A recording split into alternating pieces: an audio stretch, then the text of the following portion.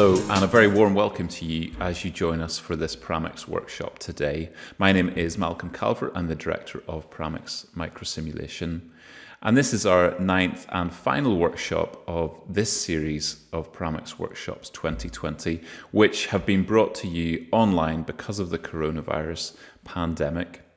We hope that you've enjoyed these workshops and found them useful, and we'd love to get any feedback you might have about them. So please feel free to contact us via a comment on this YouTube channel, our support centre, or emailing directly, and you can find contact details on our website. Now, in this session today, we've done something a little bit different, and I've interviewed one of my colleagues, David Treadgold, who is a transport consultant and someone who uses Paramics every day in his day job, and we've looked together at model calibration within a model that he's been working on. So, without further ado, let's listen into the conversation I had with David earlier. So, David, nice to be chatting with you this afternoon as part of this workshop session, which is a continuation of the series that we've been running through this year online. And this workshop's a bit different today because we haven't done one as a conversation like this. But I think it could be hopefully quite good and quite interesting to try this out. And the topic that we're going to be looking at is calibration. And so you've kindly prepared some material of a model that you've worked on recently, and we're going to look together at how you went through the calibration process of that. So maybe you could just kick off by telling us a little bit about this project and this particular model. Yeah, so this project, we're looking at a model of Watford, which I built in version 20 actually, and it was a base model that I built so that various scenario testing from Watford County Council could then test off of. And yes, like you say, this model's we've taken it at the point at which it was calibrating the model, and so we've put together the model itself. We've got the traffic as we were imagining it, but obviously the first time you code it, you're always going to run into issues of it not being quite how you anticipated, or things like road hierarchy. There are lots of things that you'll never get quite right the first time, and so this calibration stage, we're just going through and seeing where our model is different from observed data that we've got. Right. Okay. So we're joining the process at the point where we've already got a network coded and we've got a kind of base level matrix development. And now we're putting those together to run the simulation for the first time. Is that about right? Yeah, that's about right. Yeah. Yeah. So we've managed to basically the way that we're starting that is just to actually have a side-by-side comparison of our surveyed flows and our modeled flows. Okay. For that, I usually do it in a spreadsheet, and I've got one that I have both a diagram for and just a side-by-side numerical comparison. And yeah, so we're looking for big differences in the observed and modeled flows, and we go through that using the GEH statistic. Okay, so what we're looking at on the screen here is the spreadsheet that you've developed, which has the observed data in it. Is that right? Yeah, that's right. So this page that we've got here is actually the turn count diagram, and I've got a little feature here that lets me check which hour. So I can select a certain hour, and I can look at either just the modeled flows, the surveyed flows, their differences, or we can be looking at the GEH value. And so right now, for example, we're looking at the GEH for between 7 and 8 in the morning. Okay, so you're able to look at specific times of the day and compare the collected data with the simulated data from the model, and that's what we're looking at in this spreadsheet. Yeah. Yeah, that's correct. Yeah. Yeah.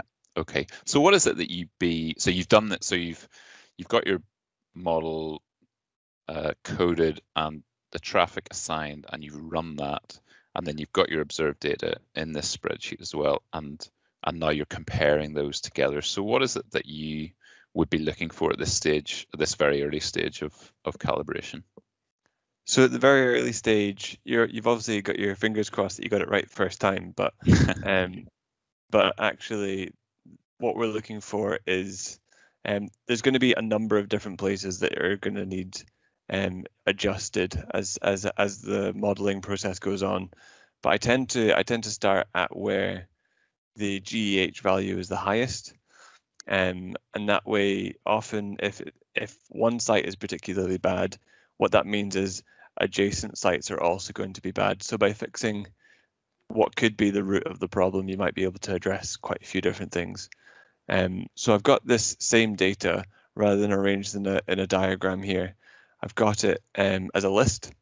So here what you see is each movement. So you've got different sites and each movement from each arm. And then for each of these, you've got the surveyed flow, you've got your modeled flow, and then you've got your absolute percentage and GEH difference statistics. And so the way I would approach it would be to look at the GEH, say for this hour, and I would select this row and see which value is the highest and start from there. So for example, this one, the highest value we've got, I can see, I don't know if you can see at the bottom here, it says 15.4. Yes. And it's actually this site here. So site 33, and it's going from Whippendale Road to Cassio Road. So Okay. at this point, this is where I'd kind of try and figure out whether it's one of two different kinds of problems. Either it's going to be a routing problem, and we'll be able to see that from the turning diagram, or it'll be a kind of more of a throughput issue.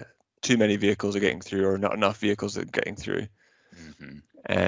So this is site 33. So if we say we go back to the turn count diagram, so I know that site 33 is somewhere down here.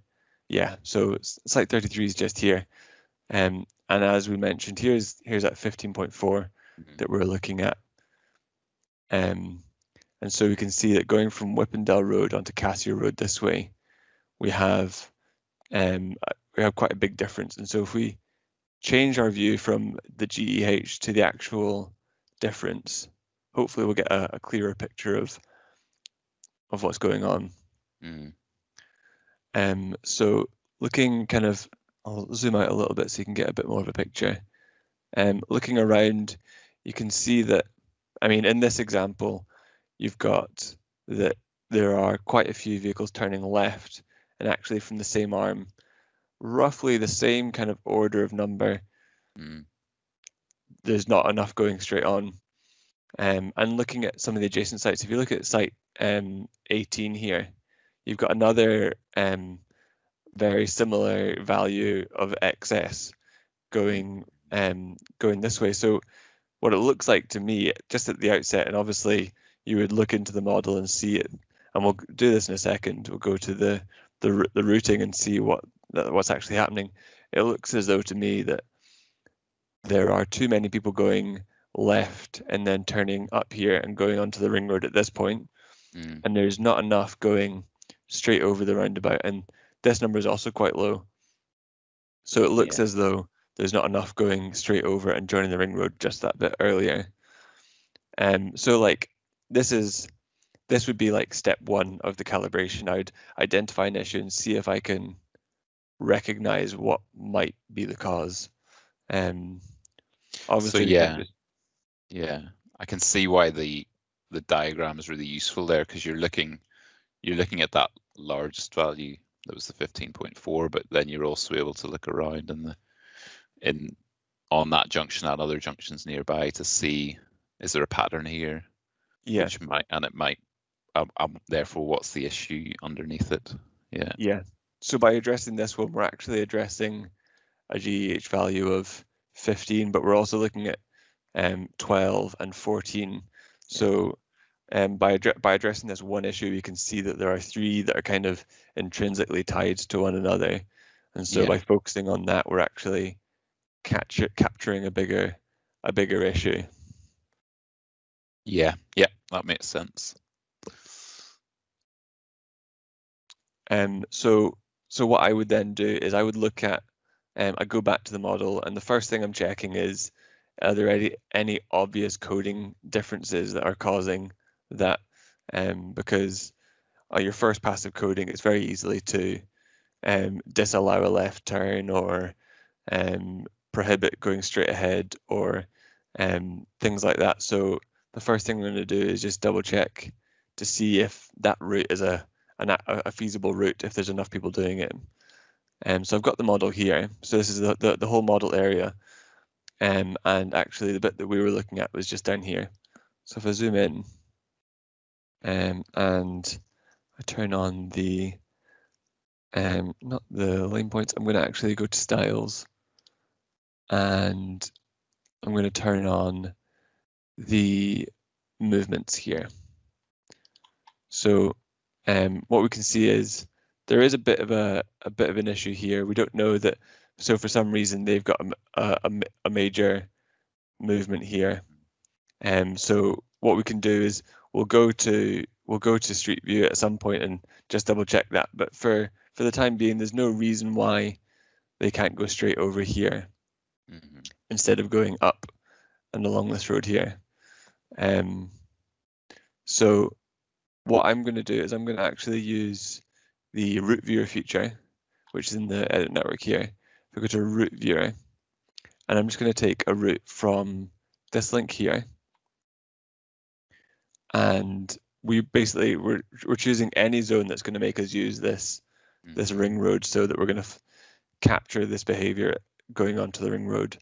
And I'm just going to select this zone over here. So if I toggle the zones on and I just select this here, then here we've got a route, and we still need to apply some perturbation because obviously there's variation in route choice. So if I just set this to 5% and refresh, we can now see that here are the two routes that we're kind of looking at. We've managed to capture in this instance what the issues could be and how we might go about addressing that.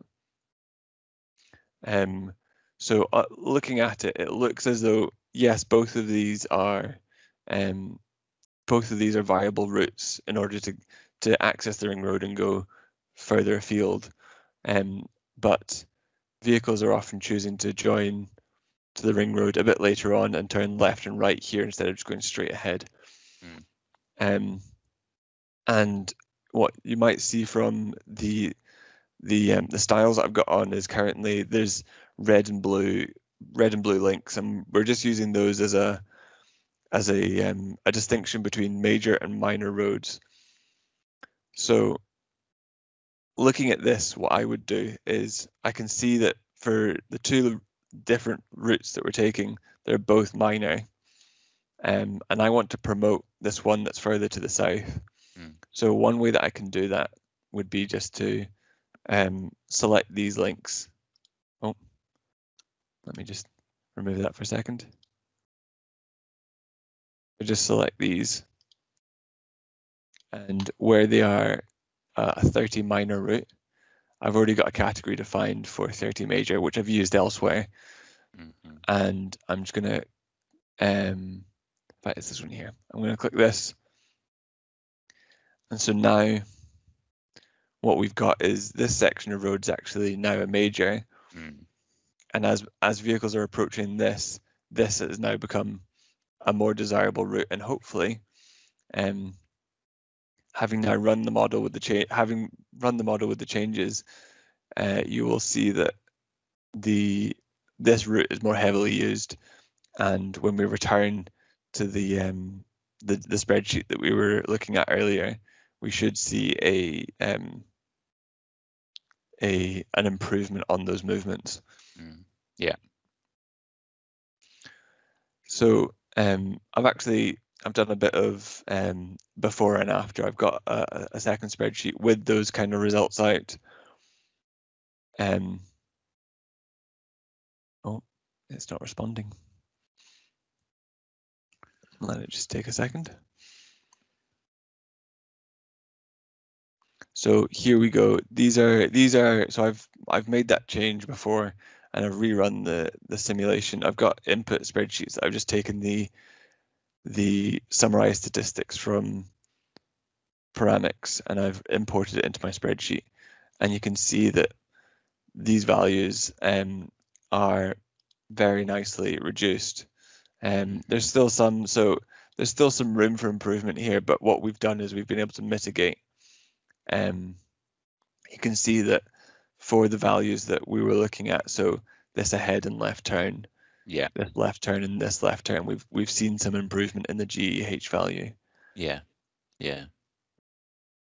So it has dropped there, but it's still quite high on those values. So what else might you look at as a next sort of calibration technique?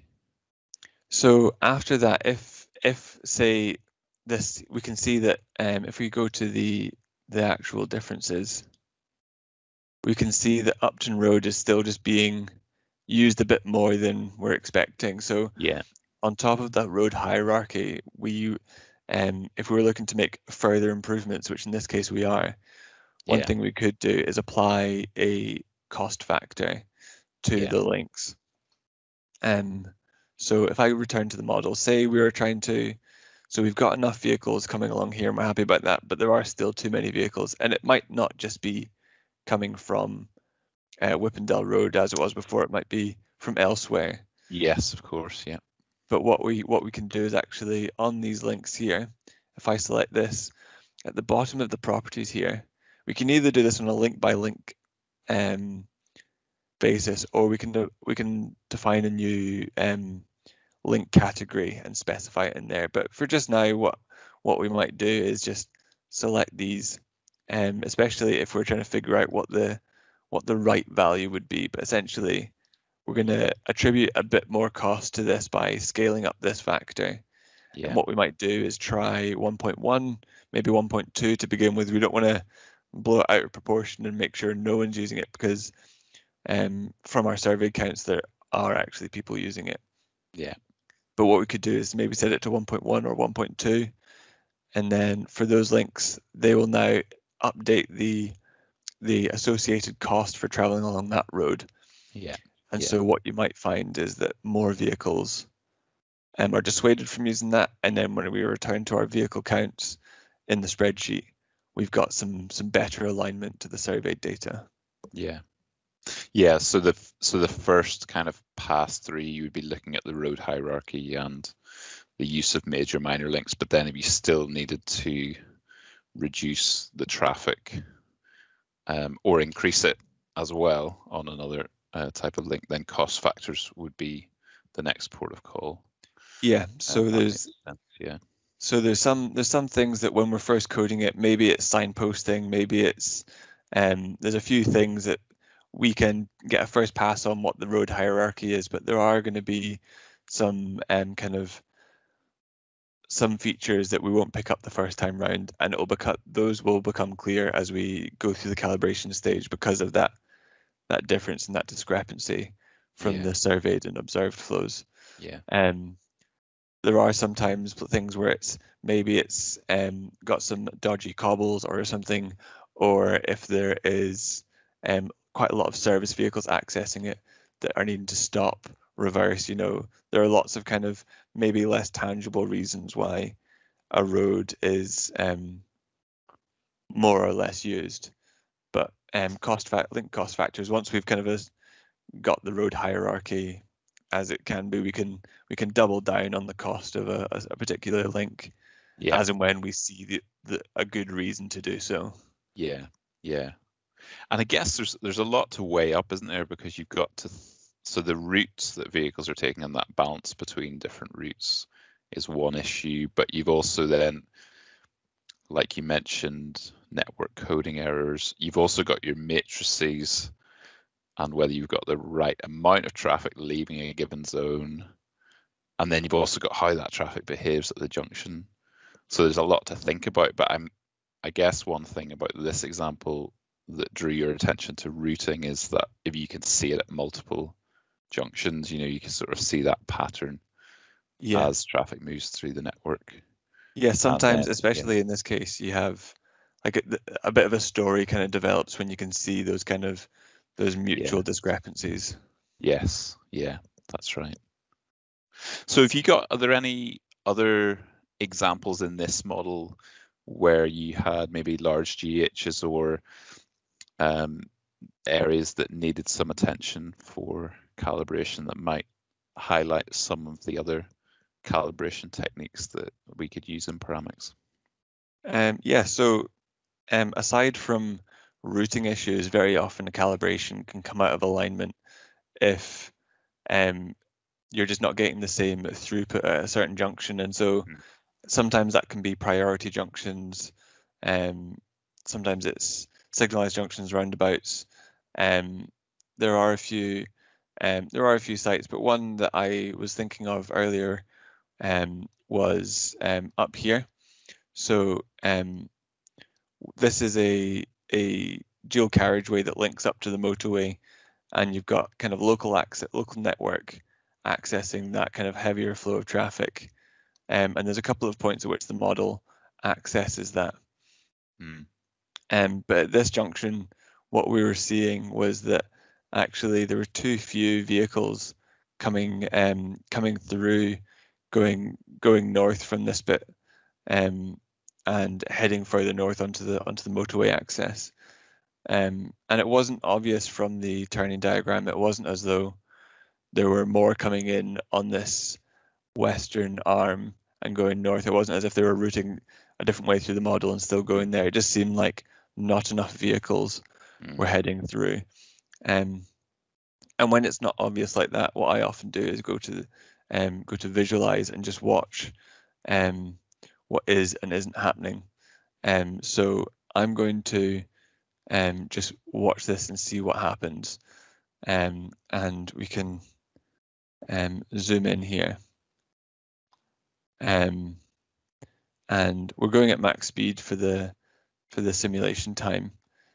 So vehicles are getting through, but what we might see and what I ended up finding was that the vehicles aren't going through as quickly as they're being observed to. So what that means is the vehicles in the model are being a lot more hesitant. And you can see that sometimes when there's actually not a lot of vehicles coming through here, this queue starts to build, and as we go on, we'll see that more vehicles are approaching than can exit into the junction and continue off out. And so this was an area where we had to address the throughput. So we could see that these vehicles are being very cautious, and in this case, what we needed to do was adjust the gap acceptance parameters. So as I mentioned, these vehicles are being quite cautious, and so as we adjust the gap acceptance, what we're basically saying is they're going to accept smaller gaps. They're going to enter into the junction with less space, essentially. If I just pause this simulate, so you can see as we've been chatting, this queue is getting much bigger. Yeah. So this is I'm going to pause it here. You can see that there is much higher demand from this junction than the model is currently performing. And obviously I'm not saying that you've never queued a roundabout before, but there's a difference between a queue that's maybe 6, 7, 8 vehicles back and what is in the order of maybe 40, 50 vehicles stacked back. And this is all before the peak hour,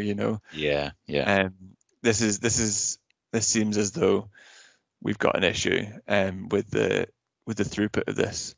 So what I'm going to do actually is just I'm here in the edit network bit now, and we've gone to the properties of this link, and we're looking at the gap acceptance here. And when we're looking at the gap acceptance for our roundabout, we're looking at the lane merge and lane cross. The path cross doesn't really come up because you're not ever going against the flow. You're always joining a flow. Yeah.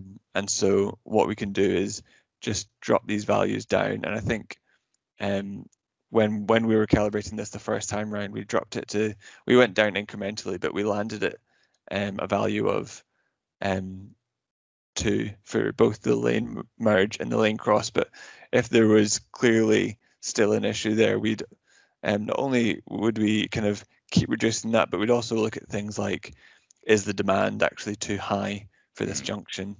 But yeah, what we found was actually reducing this parameter here down to 2 for both the lane merge and the lane cross. What we found was if we now if we save this and visualize the impact of that, if I just refresh and we run this, and we can get in quite close. I might run it a little bit slower actually, so we can see the behavior on approach. So as they move off, it seems quite reasonable. They're obviously meeting vehicles that have come from quite a high speed, but you can see that they're not being particularly cautious anymore. Yeah. And if I just pick the speed back up again, what we'll see is, assuming this example works, what we'll see is that the queue does not develop nearly as much as it was earlier. Yeah. So at this site, if we say we had reduced the gap acceptance all the way down and we're still not doing it, another thing that we could adjust here is actually the lane point positioning of it. And as this queue is going, I'll basically just talk about that, if that's okay with you. Yeah, absolutely. So sometimes it's not, especially at a roundabout, it's not always just the gap acceptance. Essentially, what we can do is we can adjust the lane points so that we can make sure that the vehicles are sitting as they would on a junction when they're assessing the gap. If they're too far back, they're going to perceive the gap as much, much bigger, and they're going to end up being more cautious. However, if they're sitting too far forward, they might be too advantageous or just a bit unrealistic.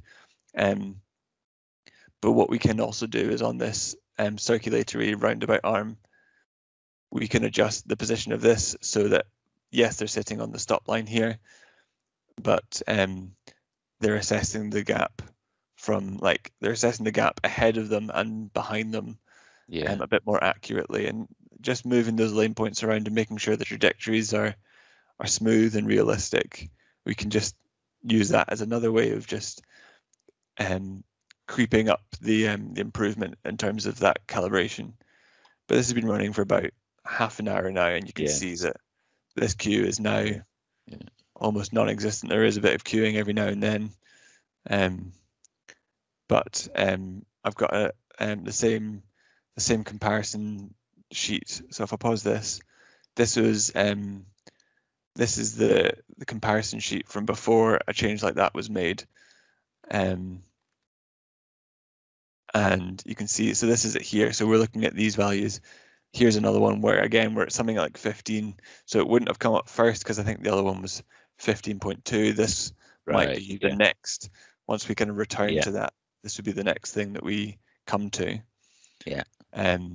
So you can see here that we've got quite a high value going straight over. Whereas I've got this other spreadsheet here. Again, if I return to that same site, and this is just in the first hour. Calibration, obviously we've got different demand sets for different periods. So once we've done it for one time period, we'll have an idea of what might be the issue in the other. But this is it is a very iterative process. But again, we've had a similar kind of improvement. We're dropped down to 8 here.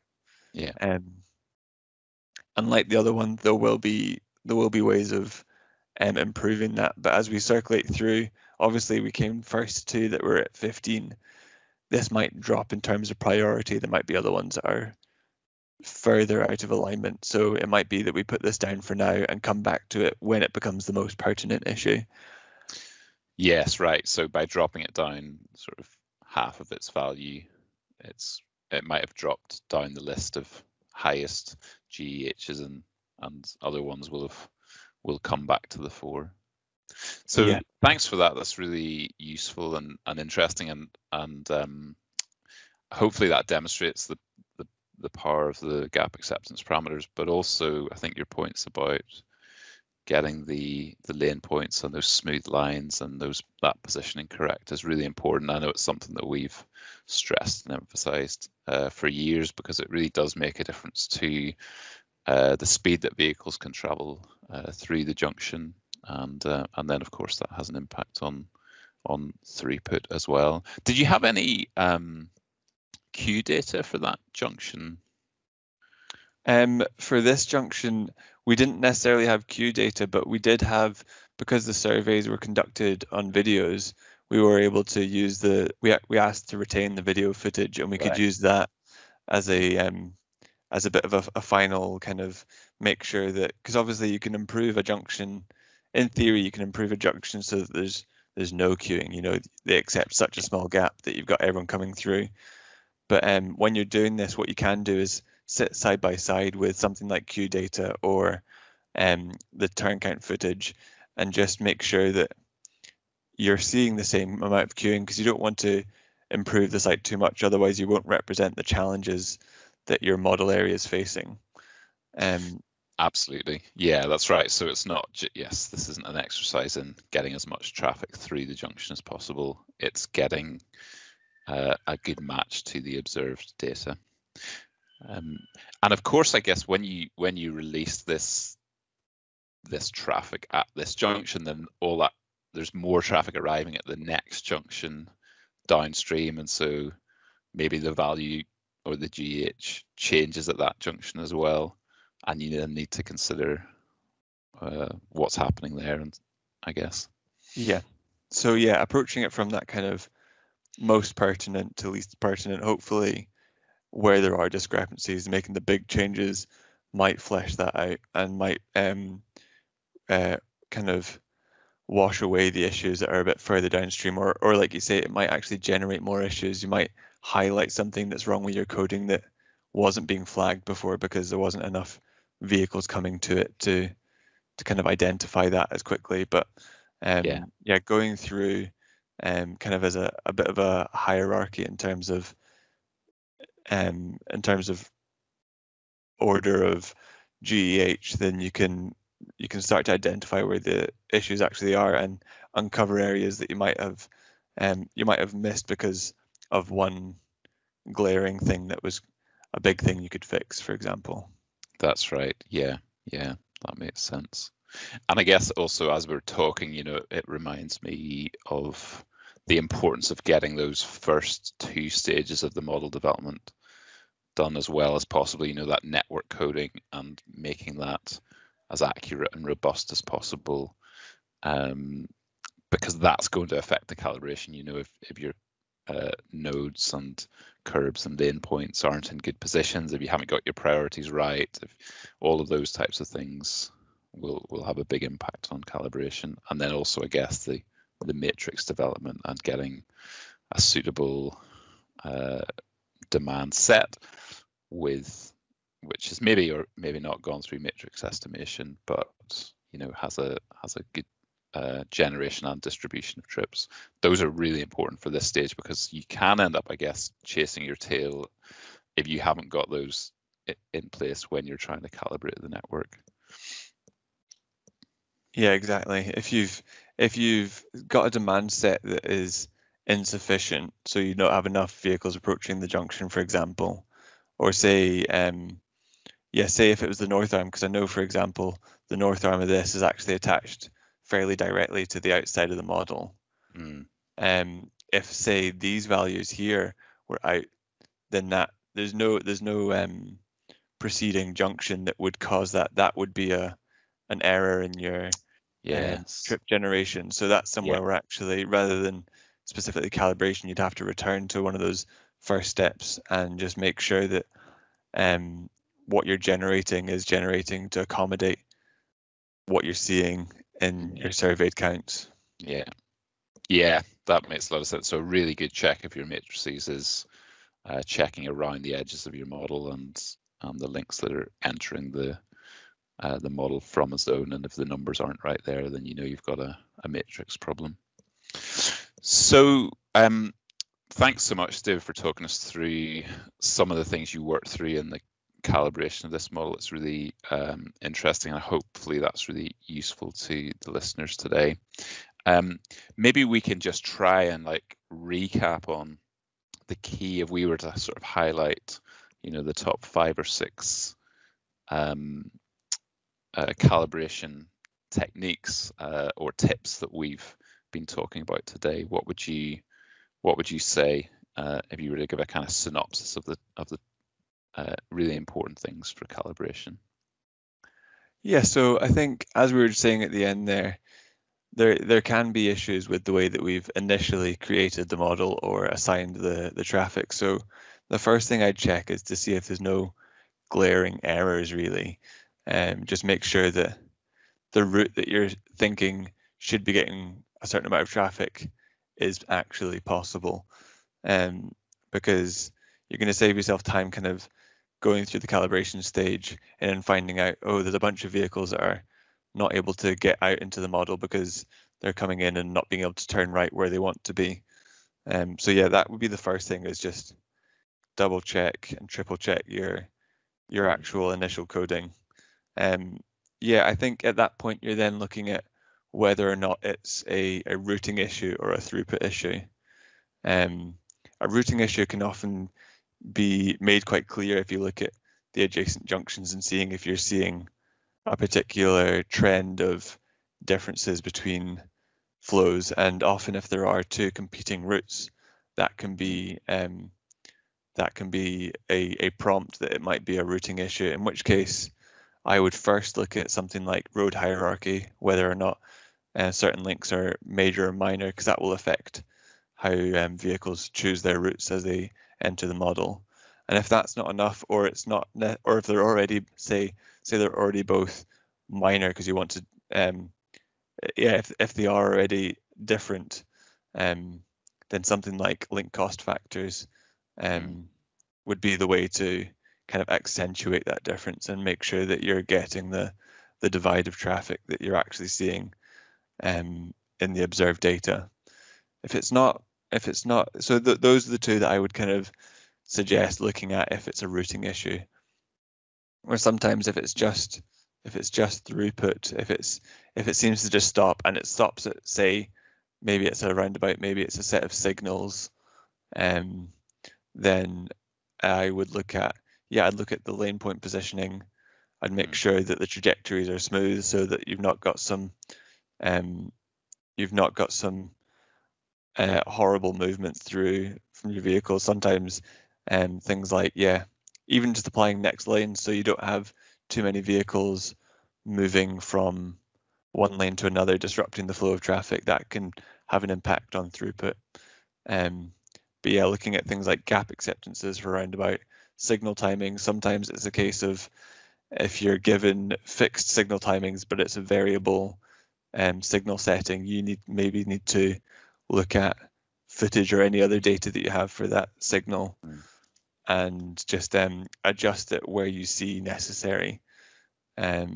Obviously evidenced adjustments, you can't just go around, like you say, like before with the roundabout, you can't just make the junction perfectly easy to get through. It needs to be evidenced as you do that. But yeah, adjusting, I'd say first make sure that your trajectories and your lane points are right, then look at things like for roundabouts, gap acceptance, or for signals, like the signal timings themselves, make sure that the stages are correct, all the right movements are involved.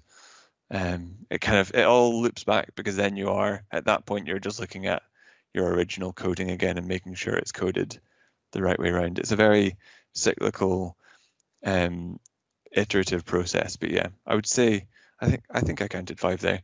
Yeah, they were the places I would address first when going through the process of calibration.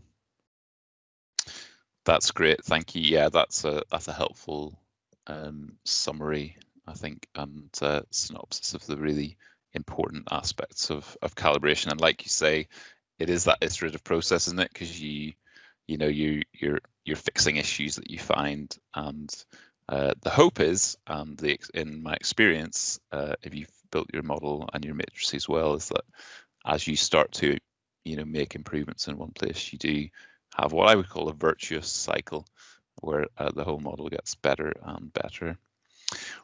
David, thank you for your time. Thank you for talking us through all of that today. That's been interesting for me, and I really hope interesting for all of you who are watching and listening.